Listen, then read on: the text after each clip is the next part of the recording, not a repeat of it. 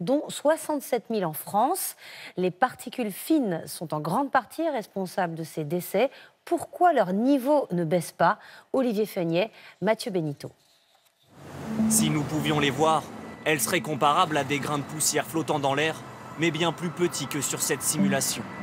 Uniquement visibles au microscope, les particules fines, certaines de la taille d'un virus, pénètrent en profondeur jusque dans nos poumons.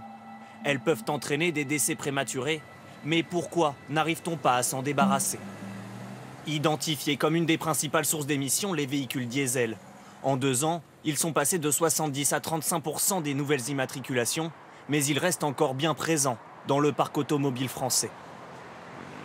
On a un parc diesel qui va décroître, certes, mais qui va décroître très lentement.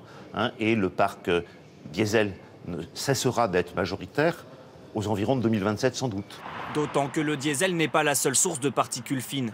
En Île-de-France, la moitié provient du chauffage, 27% du trafic routier, 10% des chantiers et 6% de l'agriculture. Des particules fines qui sont aussi volatiles, ce qui rend plus complexe la réduction de cette source de pollution. Et la difficulté de ce polluant, c'est que c'est à la fois un polluant local, il est émis localement, et compte tenu de son mode de formation, c'est aussi un polluant qui peut voyager à travers la France et à travers l'Europe. Une lutte difficile mais pas impossible. Selon une étude, à Paris entre 2010 et 2016, la concentration en particules fines a sensiblement baissé grâce aux mesures anti-pollution.